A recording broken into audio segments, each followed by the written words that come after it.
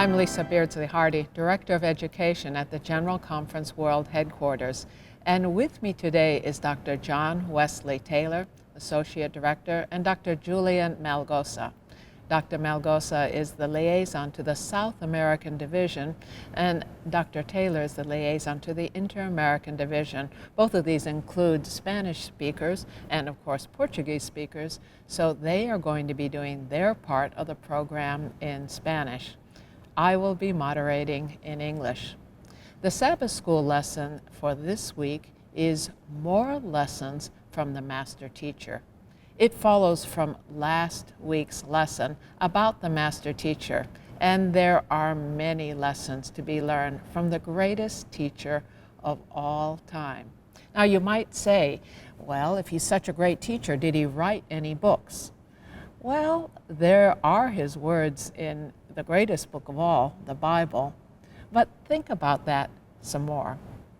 He is the creator, and as the creator, he is author of the book of nature.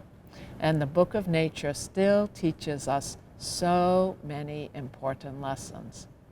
And as our Redeemer, he is author, together with the Father and the Holy Spirit, of the book of salvation, the story of salvation. And we are going to study more about that in this lesson today. I'm so thankful that we have the Bible because it helps us understand who Christ is, what his character is like, which in turn points us to who the Father is and what his character is. And at our very first lesson here for this week, it starts in the book of Genesis.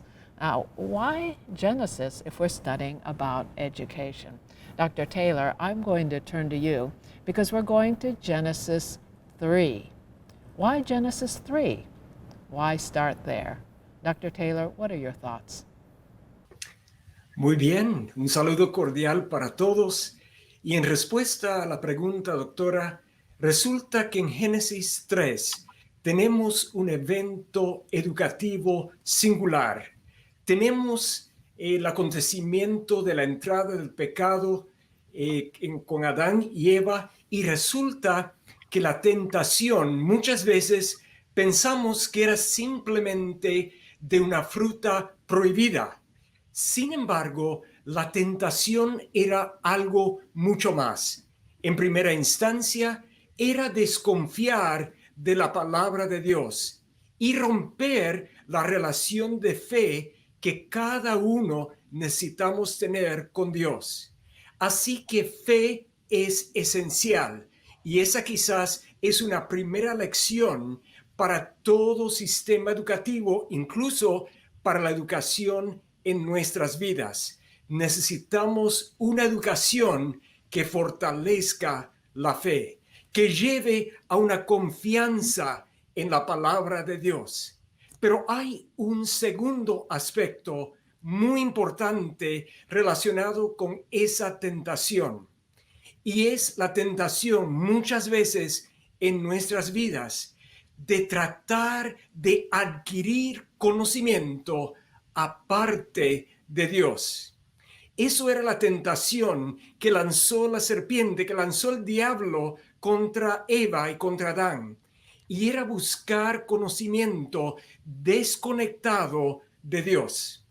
Y muchas veces esa tentación llega a nuestras vidas, en que tratamos de buscar una educación desde fuentes seculares, y una fuente secular no reconoce a Dios como autor de toda sabiduría, de todo conocimiento, de toda inteligencia, como lo menciona Proverbios 2:6. Así que para poder afrontar esa tentación con éxito en nuestras vidas, debemos reconocer que el conocimiento, la verdad, solamente se adquiere en relación con Dios. Y debemos buscar una educación que enfatiza esa relación y no buscar conocimiento aparte de Dios. Así que esas son algunas lecciones quizás en este tercer capítulo de Génesis, y por ahí comienza la lección porque enfatiza el papel de la fe en nuestra educación y de que el conocimiento proviene de Dios y por lo tanto necesitamos una educación que nos unifique con Dios por medio de la educación. Thank you, Dr. Taylor. In fact, Ellen White says it so beautifully. In the book Education, she writes, to restore in man the image of his maker, to bring him back to the perfection in which he was created, to promote the development of body, mind, and soul, that the divine purpose in his creation might be realized. This was to be the work of redemption. This is the objective of education, the great object of life. And that's why we say, and Ellen White said, that the work of redemption and the work of education are one. That's why we need to go back to Genesis 3, because the problem of human sin is at the center of the educational enterprise. When people sinned, when Adam and Eve sinned, it affected them comprehensively, spiritually, of course, intellectually, morally, even physically. And so when we are restoring the image of God, we're not just doing it in one aspect, we're doing it comprehensively. Genesis helps us understand the whole context for education.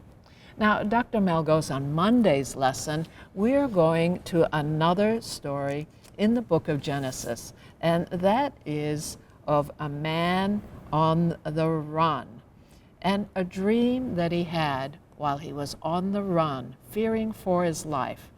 Tell us about this and why this is significant for the work of education. En primer lugar, quisiera decir que una de las cosas que más me llama la atención de esta lección de escuela sabática es que al pecado sigue una actitud de huida, de escaparnos de la realidad. Lo vemos en el capítulo 3 de Génesis, cuando Adán y Eva se esconden de la presencia de Dios hasta el punto de que el Señor tiene que preguntarles, ¿dónde estás tú? Y claro, eso demuestra una nueva serie de sentimientos y emociones, algo que jamás habían experimentado: temor, remordimiento, vergüenza, dolor de corazón y eventualmente la muerte. Pues bien, vemos también un intento de escapada por parte de Jacob en Betel. Como sabemos la historia, él había colaborado intensamente en falsificar una serie de datos con la ayuda de su madre y se dio cuenta de que había herido a su hermano Esaú y estaba de huida. Entonces es cuando lo tenemos aquí en este pasaje del capítulo 28 de Génesis, y me gustaría invitar a que abrieran su Biblia en el capítulo 28 del libro de Génesis, versículos del 10 al 17. Génesis, capítulo 28, versículos del 10 al 17, nos dice que salió pues Jacob de Beerseba y fue a Harán, y llegó a cierto lugar y durmió allí porque ya el sol se había puesto, y tomó de las piedras de aquel paraje y puso a su cabecera y se acostó en aquel lugar y soñó. Y he aquí una escalera que estaba apoyada en tierra y su extremo tocaba en el cielo. Y he aquí ángeles de Dios que subían y descendían por ella. Y he aquí Jehová estaba en lo alto de ella, el cual dijo: yo soy Jehová, el Dios de Abraham tu padre y el Dios de Isaac. La tierra en que estás acostado te la daré a ti y a tu descendencia. Será tu descendencia como el polvo de la tierra, y te extenderás al occidente, al oriente, al norte y al sur, y todas las familias de la tierra serán benditas en ti y en tu simiente. He aquí yo estoy contigo y te guardaré por donde quiera que fueres, y volveré a traerte a esta tierra, porque no te dejaré hasta que haya hecho lo que te he dicho. Y despertó Jacob de su sueño y dijo: ciertamente Jehová está en este lugar, y yo no lo sabía. Y tuvo miedo y dijo: cuán terrible es este lugar, no es otra cosa que casa de Dios y puerta del cielo. Se levantó Jacob de mañana, tomó la piedra que había puesto de cabecera, la alzó por señal y derramó aceite encima de ella, y llamó a aquel lugar Betel, aunque Luz era el nombre de la ciudad primero. Este hombre estaba de huida, de escapada, pero vemos al Señor que continúa a su lado, que continúa encontrándose hasta el momento adecuado. De hecho, en los últimos versículos de este capítulo vemos algo muy importante que Jacob hace, y es que aquí se compromete a aceptar a Dios y a seguir a Dios. Dice así el versículo 21: y si volviera en paz a casa de mi padre, Jehová será mi Dios. Es el momento de su conversión. Y de hecho nos dice también que en ese momento hizo un compromiso de apartar el diezmo para el Señor. Dijo: esta piedra que he puesto por señal será casa de Dios, y de todo lo que me dieres, el diezmo apartaré para ti. Vemos a un hombre que escapa, y vemos a un hombre que en un momento adecuado el Señor lo encuentra y él se compromete. Yo veo en esto el papel que tiene el maestro en alcanzar al alumno, aunque el alumno vaya por otros derroteros, aunque el estudiante sea rebelde en algún momento, aunque quiera escaparse de la realidad, allí está el maestro que trabaja junto con el Señor para poder alcanzar a este alumno con paciencia, con perseverancia. Y a ese efecto tengo una cita del libro de educación que quería mencionar. El libro de educación, en la página 28, nos dice que el verdadero maestro no se satisface con un trabajo de calidad inferior, no se conforma con dirigir a sus alumnos hacia un ideal más bajo que el más elevado que les sea posible alcanzar. Su ambición, y paso un poquito adelante, su ambición es inculcarles principios de verdad, obediencia, honor, integridad y pureza. Principios que los conviertan en una fuerza positiva para la estabilidad y la elevación de la sociedad. Libro de Educación, página 28. Ese es uno de los grandes desafíos del maestro. Continuar siguiendo al alumno, al rebelde, al que toma derroteros indebidos, pero que en cooperación con el Señor tenemos que alcanzarlos.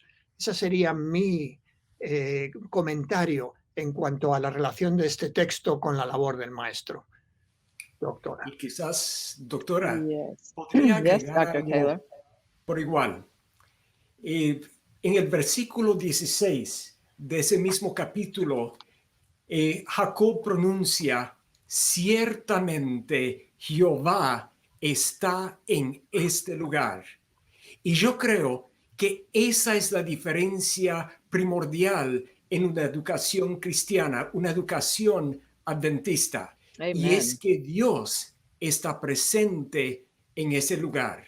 Es como en el Amen. caso de Naamán. Podemos recordar esa historia que el profeta Eliseo le dijo a Naamán que debía sumergirse en el río Jordán. Y luego Naamán hizo una comparación. Dijo: en mi tierra, en Siria, tenemos ríos más grandes, tenemos mejores árboles a los bordes del río. Sin embargo, fue cuando siguió el plan divino que Naamán encontró un milagro en su vida. O sea, que fue transformado, porque es que en el Jordán estaba la presencia de Dios. Y cuando Dios está en la educación, cuando Dios está en la escuela, ocurre una transformación en nuestra vida. Y Jacob, esa noche o esa mañana, cuando se levanta, dice: qué maravilloso es este lugar. Esta no es más que casa de Dios, es la puerta del cielo. Y eso también es muy cierto en la educación adventista. Cada escuela, casa de Dios, cada aula de clase, puerta que abre a la vida eterna, y cada estudiante un candidato al cielo. Por eso lo llamó Betel, casa de Dios. Y como mencionó el doctor Melgoza, él, como resultado de esa experiencia de experimentar la presencia de Dios, compromete lealtad a Dios por toda su vida. Y eso es lo que queremos para nuestros hijos. Es lo que queremos para nuestros jóvenes, que se comprometan a una vida de lealtad a Dios como resultado de su experiencia en la educación adventista. Amen. And we could say not only is every school the gate of heaven, every home should be, because a child's first teachers are the parents. Ellen White also writes in the book Education that the work of education and the work of redemption are one, as I read earlier. For in education, as in redemption, other foundation can no man lay than is laid, which is Christ Jesus. In entering into that relation with Christ, which will make them a controlling power in the life, should be the teacher's first effort and his constant aim. And whether it's the teacher in the classroom or the teacher of parents at home, this needs to be our first aim, to make that connection with Christ. Christ is that bridge between heaven and earth, and yes, every school should be the gate of heaven, every home, the gate of heaven. In the next lesson, we are reading about Jesus as rabbi. Now, gentlemen, why, of all the things that God could have done when he sent his son to the world, why did he send his son as a teacher, as a rabbi? Why not do it like in the Marvel comics? Why didn't he send him as Superman? Why send him as a teacher? What are your thoughts? Bueno, cuando Dios envía a su Hijo, ciertamente lo envía como un maestro. Y eso lo encontramos, por ejemplo, en el comienzo de su ministerio, en Mateo, los capítulos 5 al 7, que a veces denominamos como el Sermón del Monte. Y lo cierto es, según la escritura, Mateo 5, estaba en un monte, pero luego dice que llamó a sus discípulos, sus estudiantes, que se acercasen y les enseñaba. Así que Mateo 5 a 7 no es tanto el sermón del monte, más bien es la enseñanza, la clase de la montaña. Y en esa clase, Cristo enfatiza, en primer lugar, cómo es Dios, y en segundo lugar, cómo son los ciudadanos de su reino. Por ejemplo, él dice, bienaventurados los misericordiosos, porque de ellos es el reino de los cielos. Y presenta los valores que deben formar las vidas de las personas, la formación de su carácter, los que serán herederos del reino de Dios. Y a medida que él enseñaba, él frecuentemente enfocaba cómo es Dios. Y eso es lo más esencial en nuestro aprendizaje, en la educación para nuestras vidas, es poder comprender claramente cómo es Dios. Porque resulta que el diablo se ha esforzado en distorsionar el cuadro de cómo es Dios. A veces lo presenta como tirano, a veces lo presenta como una persona desconectada, a veces lo presenta como un ser que realmente uno puede hacer cualquier cosa porque Dios es todo amor.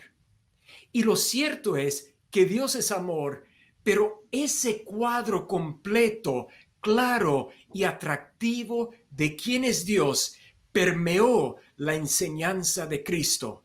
Y creo que por eso Dios envía su Hijo como un maestro para indicarnos el camino de la salvación, para aclarar el cuadro de cómo es Dios y para poder describir cuál es el plan que Dios tiene para nuestra vida.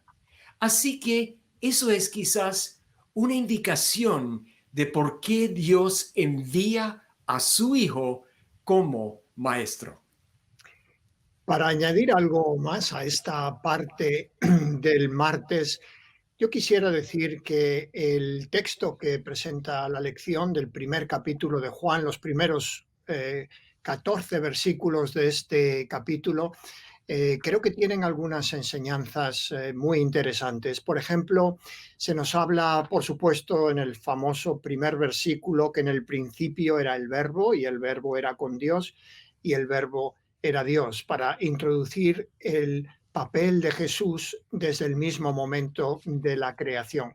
Pero quisiera enfocar nuestra atención en la figura que se utiliza de la luz.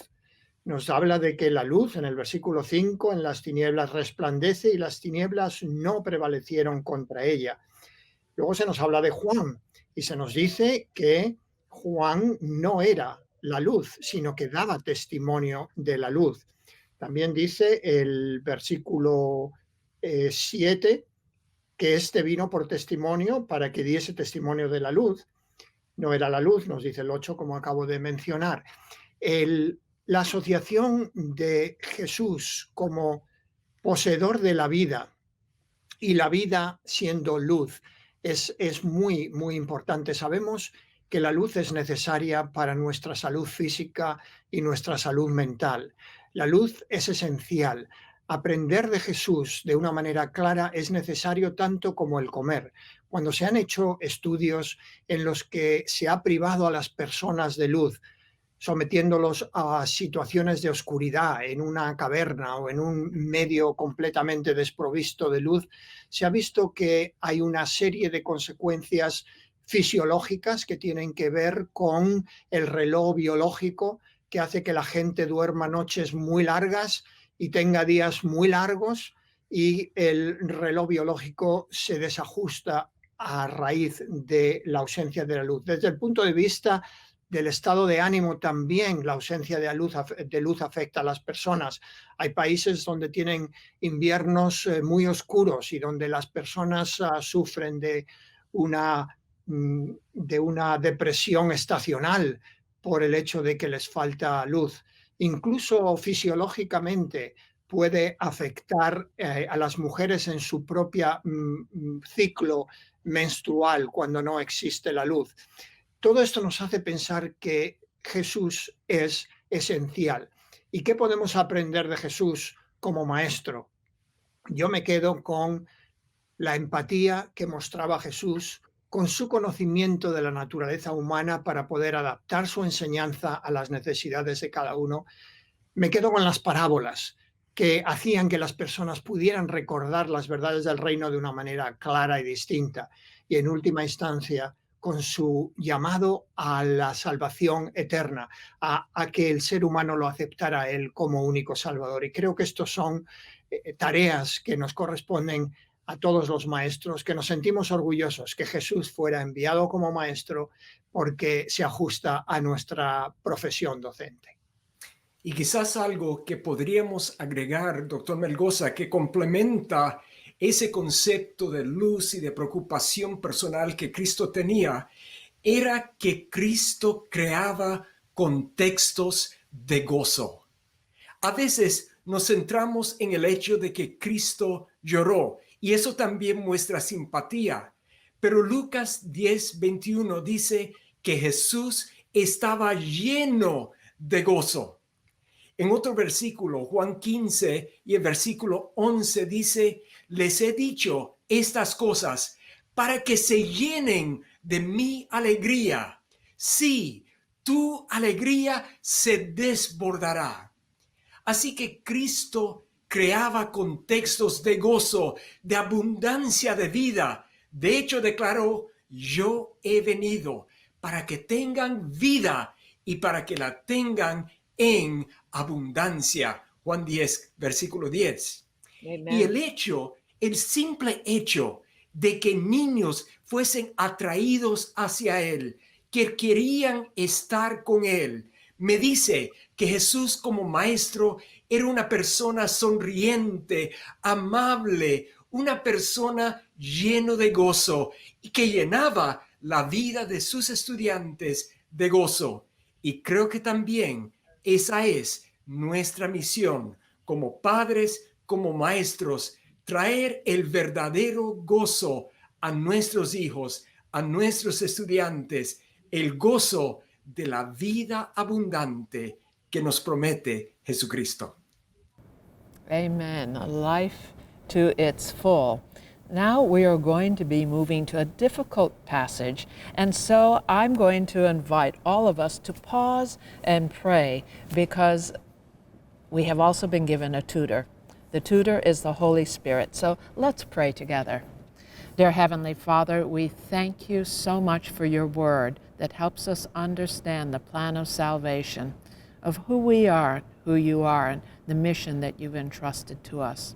We thank you that when you sent Christ to this world, you sent him as a teacher.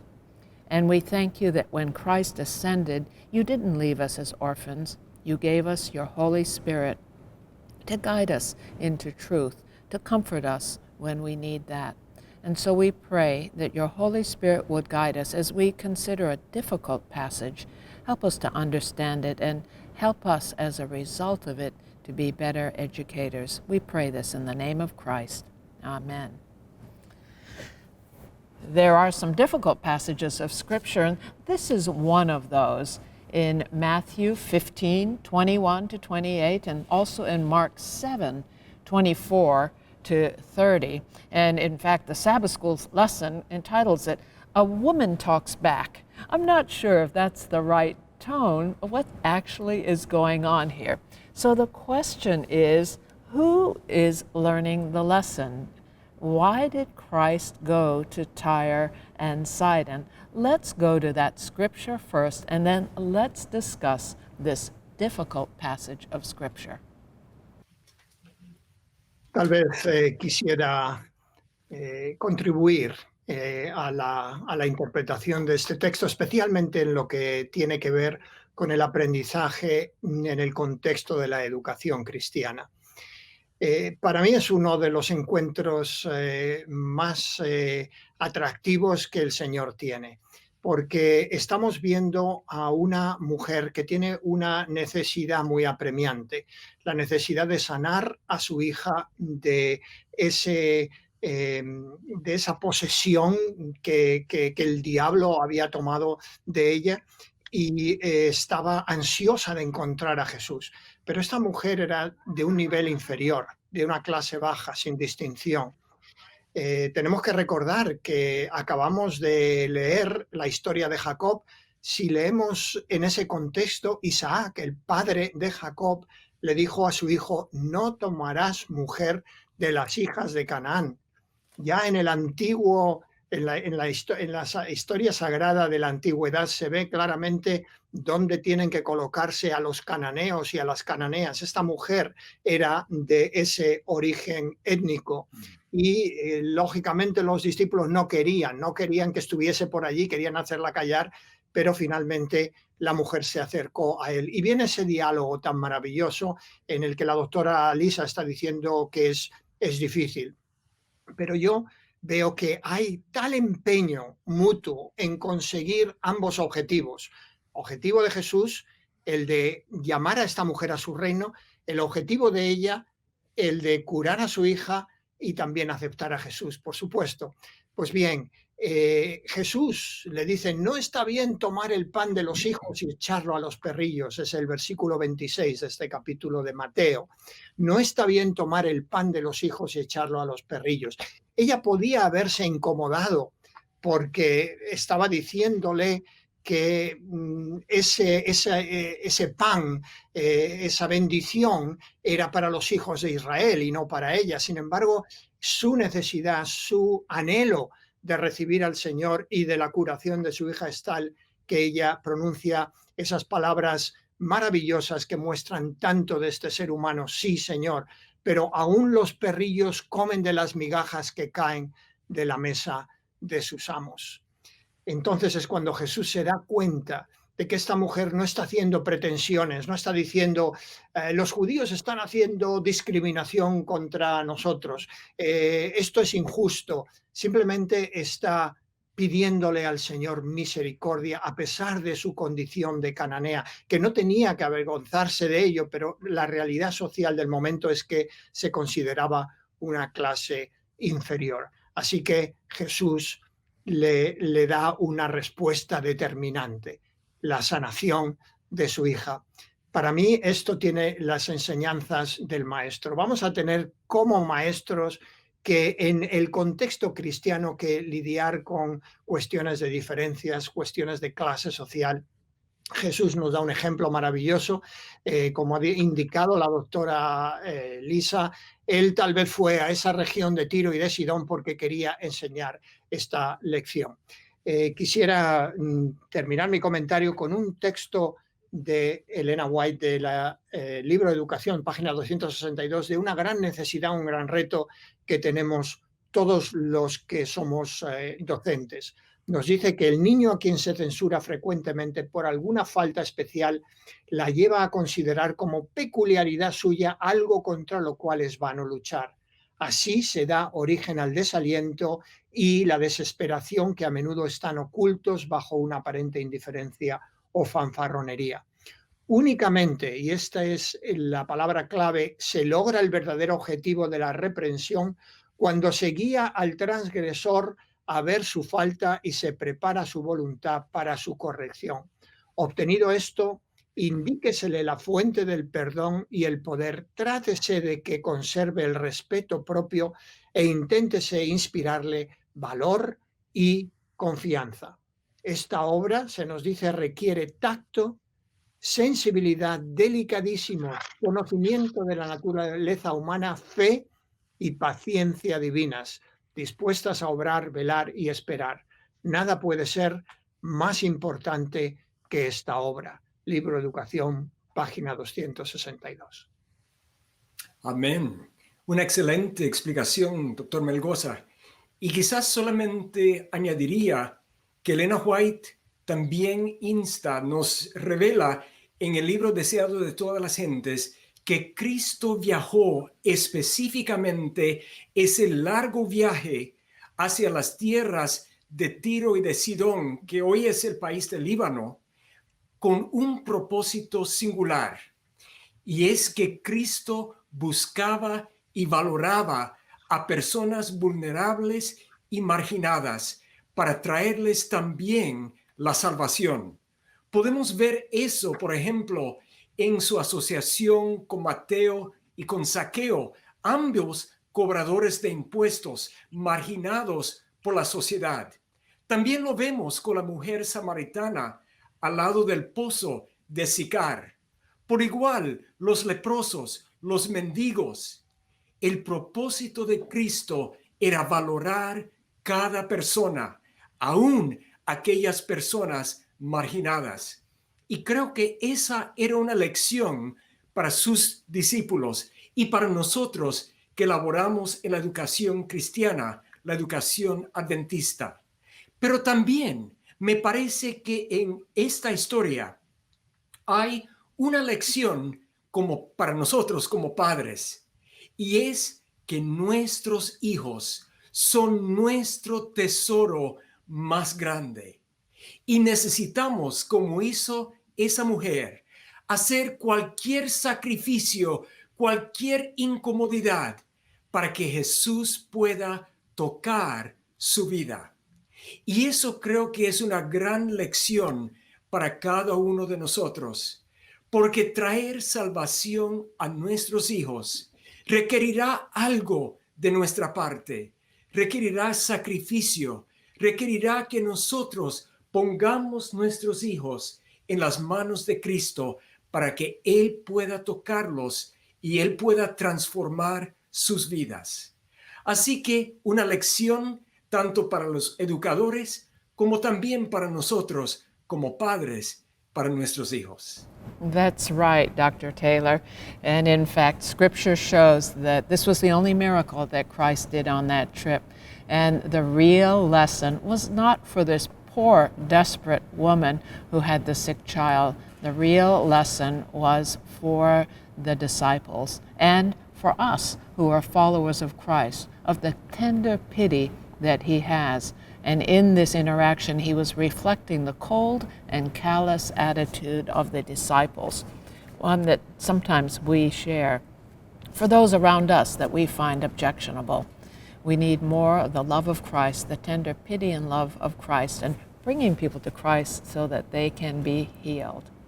Now we're turning to Thursday's lesson, and this is the story of a man called Bartimaeus, a man born blind. What lessons are there here for us as educators? Why are we even considering this? Pues me parece que una lección que podemos extraer de este encuentro entre Cristo como maestro y Bartimeo, una persona que necesitaba no solamente recuperar la visión física, pero también una comprensión espiritual. De paso, este incidente se encuentra registrado, por ejemplo, en Marcos capítulo 10, y en ese lugar, en ese capítulo, me gustaría enfocar en el versículo 49. Y estas son palabras de las personas que contemplaban el escenario, que estaban mirando lo que estaba sucediendo. A veces, de paso, somos como esos espectadores que queremos decir a las personas que buscan a Cristo, no, ahora no es el momento, pero cuando Cristo le da la invitación, observe en este versículo 49 lo que dicen las personas. Le dicen, anímate, levántate, Él te está llamando. Y me parece que hay tres conceptos importantes en esa corta frase que dicen las personas a Bartimeo. Le dicen, Él te está llamando. O sea, en nuestra vida, nuestra vocación no es simplemente lo que hacemos para conseguir un salario, para recibir algunos recursos. Vocación, esa palabra significa llamado. Y es lo que hacemos en nuestras vidas como respuesta a la invitación, al llamado de Cristo. O sea, que en nuestra vida no solamente ejercemos, por ejemplo, una profesión, sino que nuestra vida deberá ser un ministerio. Y eso significa que hemos escuchado el llamado divino. Y eso ocurre cuando nuestros niños y jóvenes participan de la educación adventista, escuchan la voz de Cristo y la invitación que Él extiende hacia su vida. Pero luego ellos también dijeron a este hombre, levántate. Y a veces nos toca a nosotros en nuestra vida, sea en la educación o sea para seguir ese ministerio que Dios nos ha dado, nos corresponde salir de nuestra zona de comodidad, el lugar donde nos hemos acostumbrado sentarnos cómodamente, y tenemos que salir y responder a ese llamado, quizás viajar y asistir a una educación cristiana, quizás incorporarnos en algún ministerio especial que organiza la iglesia. El punto clave es que tenemos que levantarnos.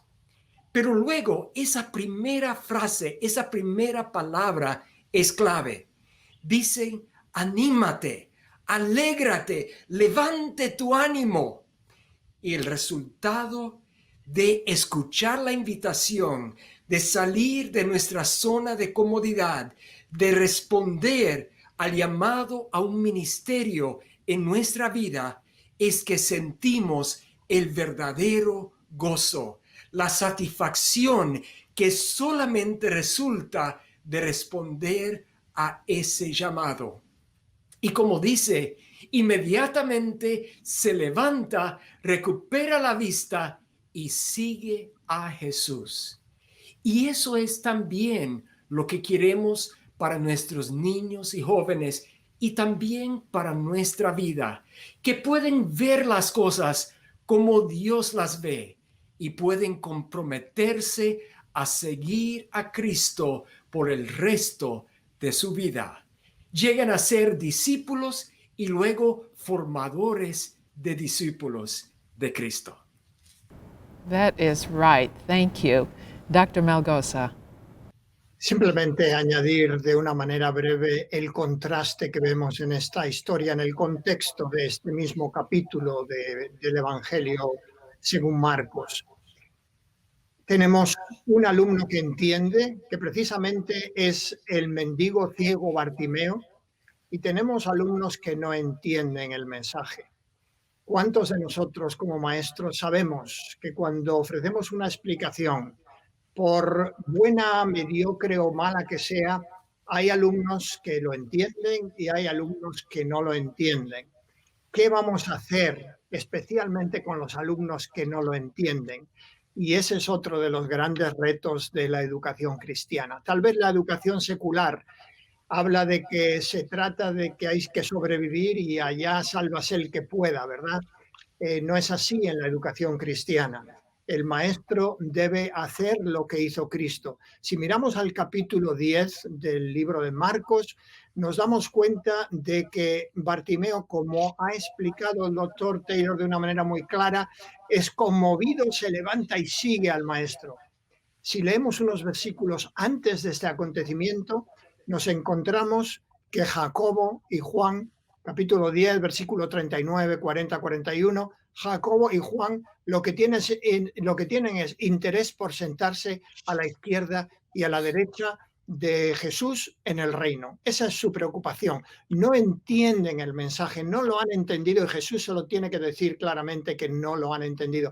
Pero Jesús no se rinde. Jesús continúa insistiendo hasta que estos discípulos de él, por limitados que sean, por dificultades que tengan para aprenderlo, allá pone su esfuerzo y al final hay resultado. Nos ocurre a todos así. Tenemos que, por la gracia de Dios, seguir con ese intento de alcanzar a los que entienden, que será más fácil, pero muy especialmente a los que no entienden, que es lo que ocurre en este pasaje. Doctora.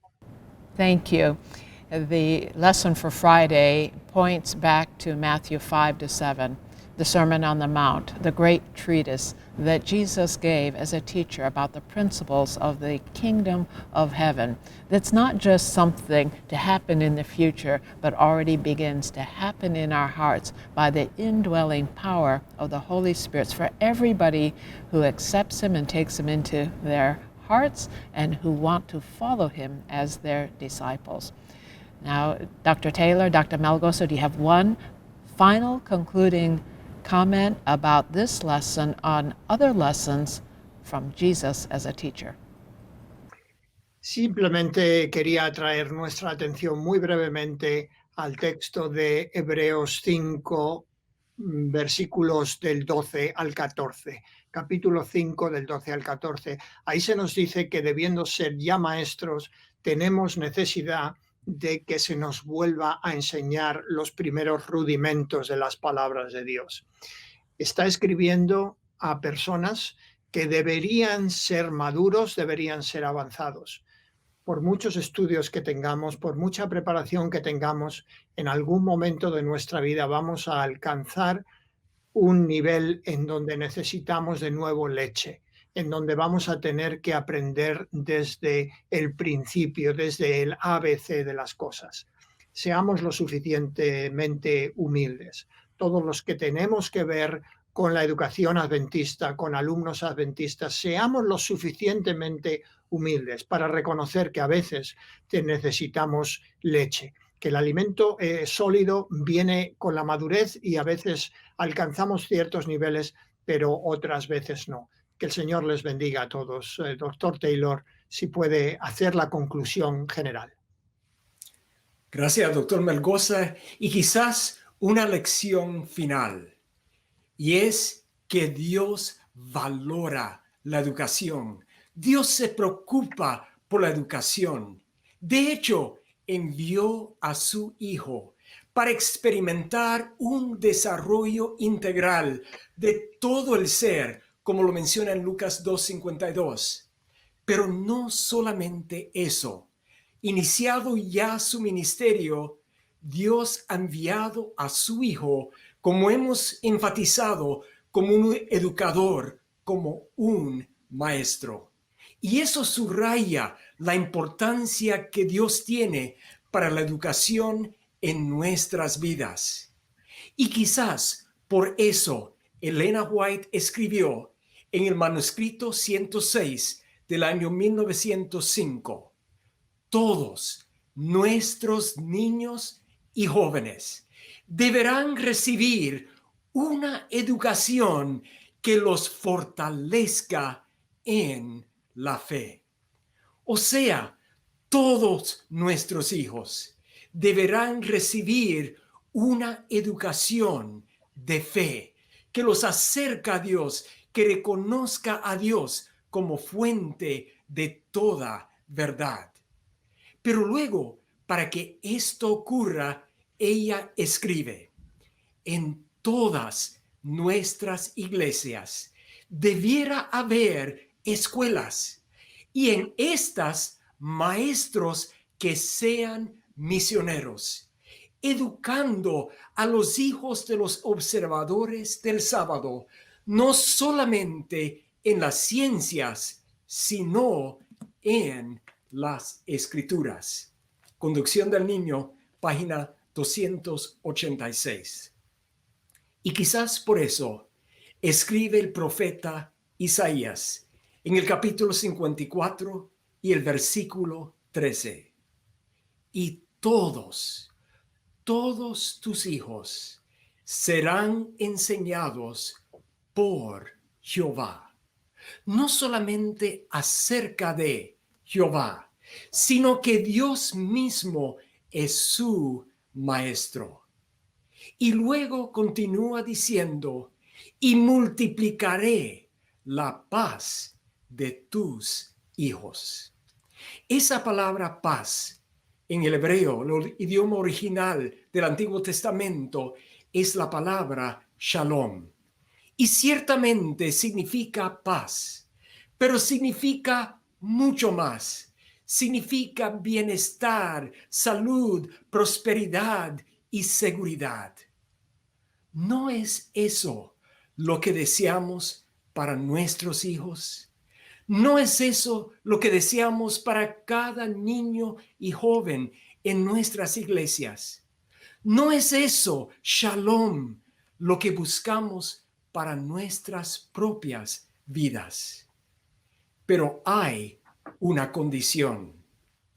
Nuestros hijos deberán ser enseñados por Jehová, por Cristo, y entonces experimentarán shalom en sus vidas, enseñados por Cristo, por medio de la educación cristiana, la educación adventista del séptimo día.